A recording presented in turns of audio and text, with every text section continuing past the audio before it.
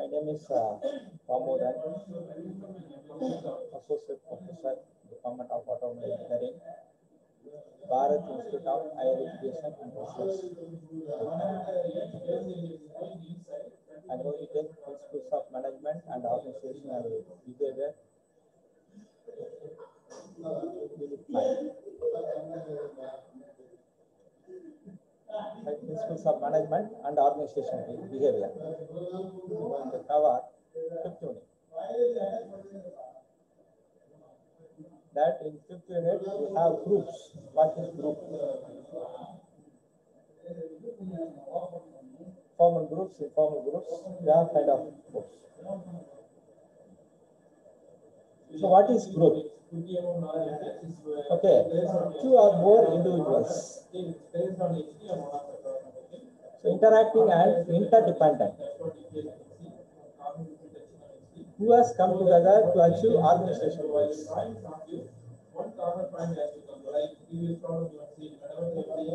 Group, what is group? 2 or more individuals. So individual performance 2 into group performance is high. That's why in any organizations they are working under groups. They form groups. They are doing their work. So 2 or more individuals, so interacting and interdependent, who has come together to achieve organizational goals.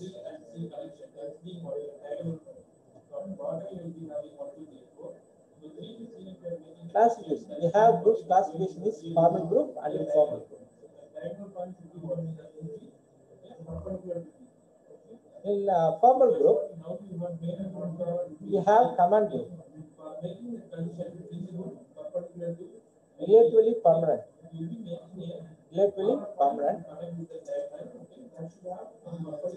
So functional reporting relationships, such as having both a group manager and those who report to the manager, included in organization chart.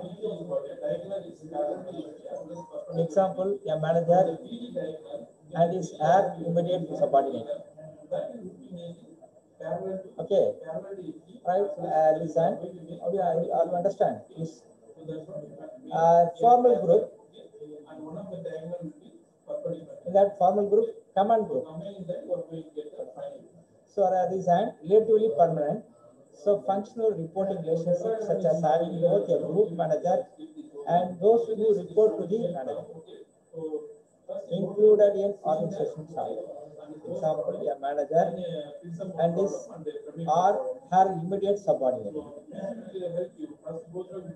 Next one is an informal group. Group, you have formal and informal groups. Okay, this I would explain formal groups.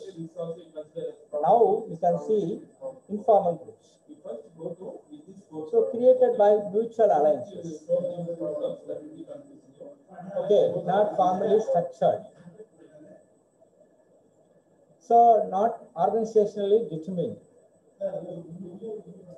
Appear in response to the need for social contact. Created by mutual alliances, not formally structured, not organizationally determined. Appear in response to the need for social contact. That comes under formal, informal groups.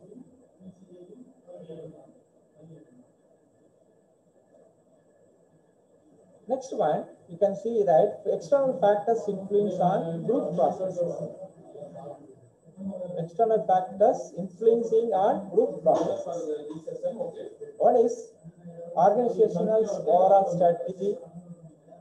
Next one, authority structures, formal regulations, resource constraints, selection process, performance and evaluation system, organization's culture, and physical work setting. These are all comes under external factors influence on group processes. Right. Next one, you can see the group norms. One, norms are the rules of the group. Norms are the rules of the group. Second one, norms are the acceptable standards of behavior within a group that are shared by group members. One is the norms are the rules of the group. Second one is norms are the acceptable standards of group within a group that are shared by the group members. That norms tell the group members how to behave or how not to behave in different situations. We have norms. Everybody right? We have basically there is a set of principles and norms. So how to behave or how not to behave in different situations. Newcomers who do not follow these rules may be excluded from the group. May be excluded from the group. Norms may be explicit, outwardly stated, or implicit, known only by observation. Norms may be explicit, outwardly stated, or implicit, so known only by observation. So examples of norms may include how much socializing occurs at meetings, how members dress at meetings, whether the group members go out together and when, whether the meeting start on time or always 15 minutes late, whether the meeting should start with quorum or without quorum. These are the examples of norms.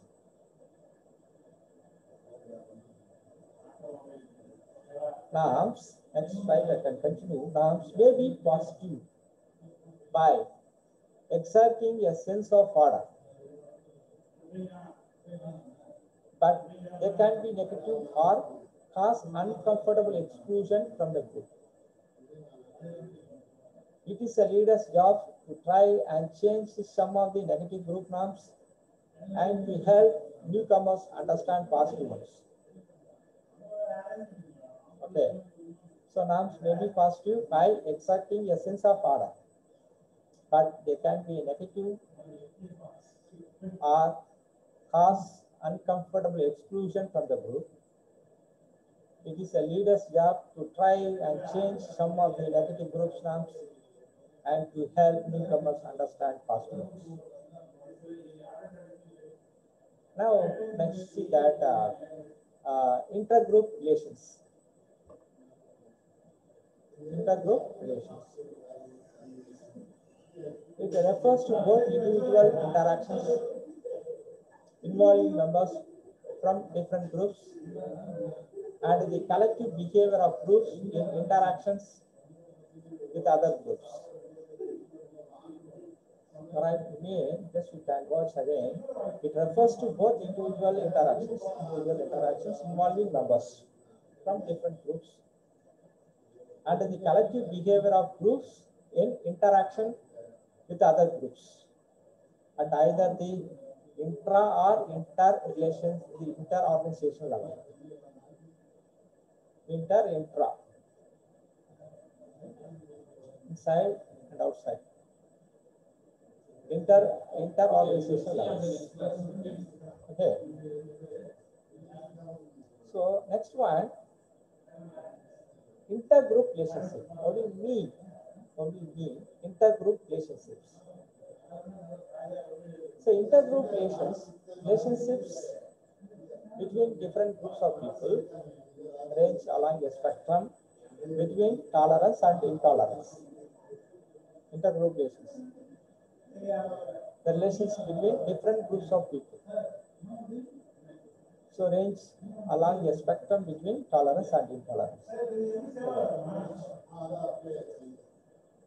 The most tolerant form of intergroup relations is pluralism, in which no distinction is made between minority and majority groups, but instead there is an equal standard. At the other end of the continuum are amalgamation, expulsion, and even genocide. The stark examples of intolerant intergroup relations. Next, we see that again. We can see the intergroup relationship. The most tolerant form of intergroup relations is a pluralism. Pluralism, in which no distinction is made between minority and majority groups, but instead there is equal standard. At the other end of the continuum are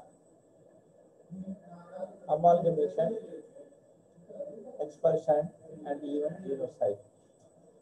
Stark examples of intolerant intergroup relations. Next, right, we can focus on definition of conflict. Right, we have conflict management topic. Conflict management.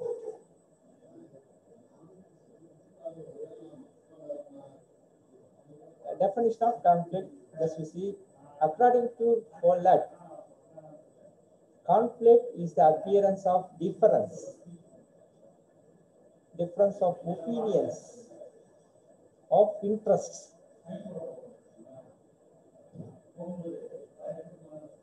Very nice definition given by Follett. Follett is a conflict is the appearance of difference of opinions, of interests. So a very good definition is given by Follett. What is my opinion? What is other person's opinion? What is the difference between my opinion to other person's opinion? Just to see that. Okay, the conflict at the time that I am thinking that I said correctly. Some persons write this and other persons write other persons. He said, okay, I'm also right, given a very good opinion. Other time, okay, conflict being arise. Okay. There is a conflict being arise, right, of interest. Not full conflict. Okay, right? The way of opinion I am given, right? These other persons also given this opinion of interest, not direct conflict. Okay, at the time, no conflict between, okay, right, me to other person, right? Okay, according to Louis R. Pandey, conflict is antecedent conditions, for example, scarcity of resources, policy differences among individuals, etc. So these are antecedent conditions, for example, scarcity of resources, policy differences among individuals, etc. And Louis R. Pandey, he says effective states of the individuals involved. For example, stress, tension, hostility, anxiety, etc. Effective states of the individuals involved, for example, stress, tension, hostility, anxiety, etc. Third definition, Louis R. Pandey, according to Pandey, the cognitive states of individuals, that is, The perception of awareness of conflict situations.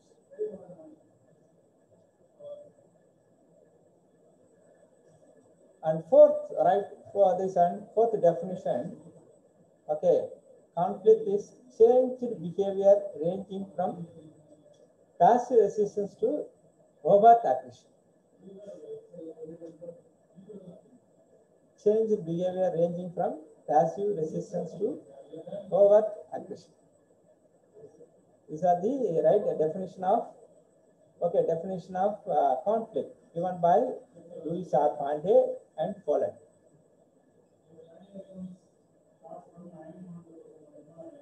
Now we can focus on change management process. See, in conflict management, I given only 4 definitions. The conflict to be sorted out between person to persons. Okay, district, this and village to village or that group. Okay, this and inter-department conflict to be sorted out. And external factors also we can sort out. This conflict management, very interesting management. I have to take positive design, positive design, positive opinions of right. Opinions of positive way how to adopt of interest. So design that any one group and that classroom, a conflict being arise between 2 persons. One person says, right, I give an opinion, sir, I suggested like that. Immediately other person shouted, I'm also right, given suggestions, correctness. Okay. Design. That's why that Louis R. Pandey conflict is affective states of individuals involved. For example, stress, tension, hostility, and anxiety, etc. Okay, a conflict being sorted out through talks. Any problem being arise to be sorted out easily through talks. No anxiety and the way of tension, right? Hostility, harmful, right? They have to. You have to this and to remove egoism. Conflict what conflict what? Okay, so this conflict management is a large design, very good theory. Right, how the conflict being arising from nation to nation. Right, yeah, right, yeah, studying, right? Okay, this is a last theory, right? So we can study our own interest. Okay, then we go for change management process. The change management process is a sequence of steps or activities that a change management team or project leader would follow to apply change. So apply to change management via project or change. The change management process is a sequence of steps or activities that a change management team or project leader would follow to apply change management to a project or change. Change management process contains the following 3 phases. Phase one is preparing for change. Phase 2, managing change. Phase 3, reinforcing change. Okay, this comes under change management process.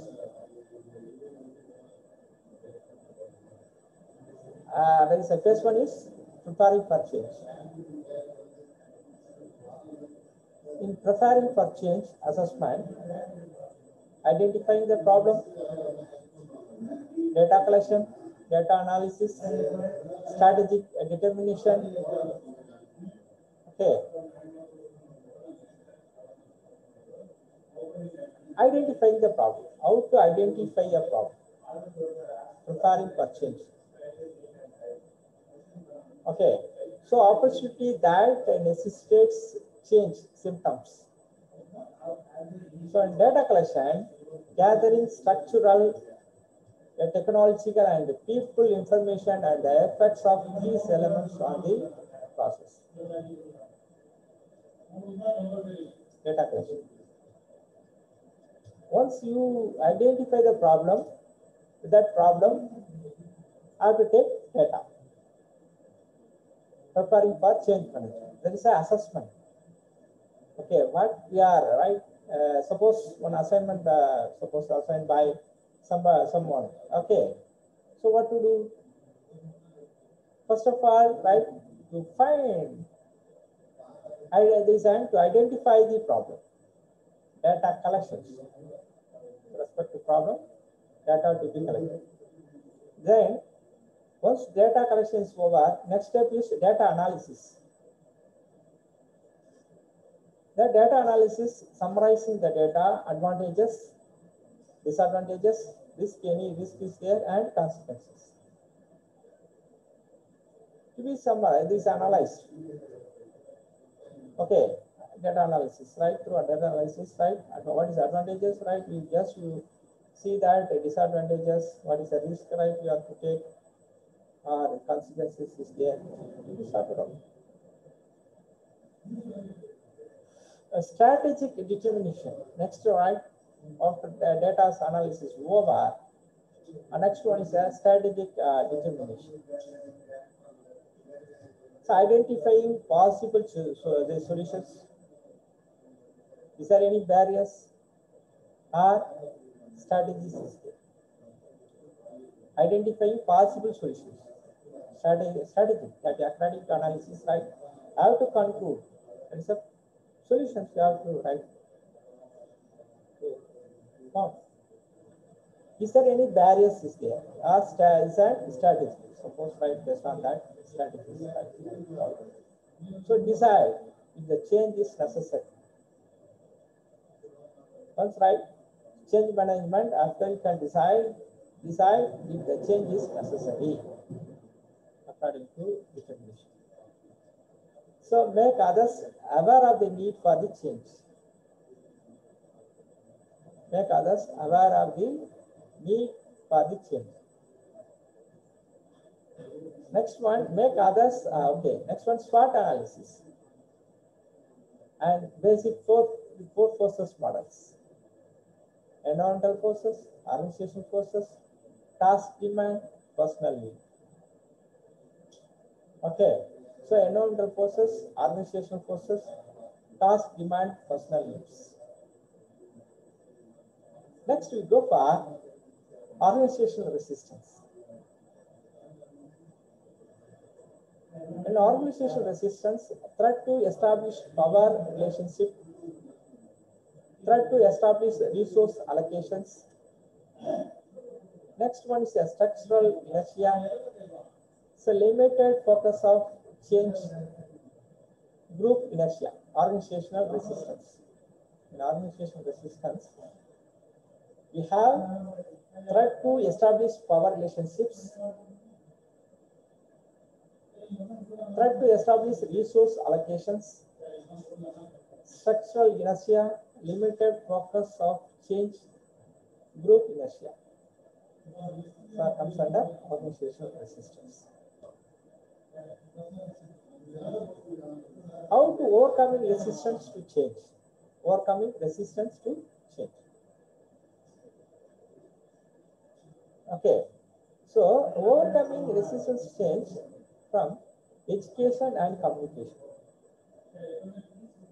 negotiation, participation and involvement, so manipulation and cooperation. So this and facilitation and support and kindly cooperation. Right? To overcoming resistance to change. To overcome resistance to change. Okay. So this and there is a change management.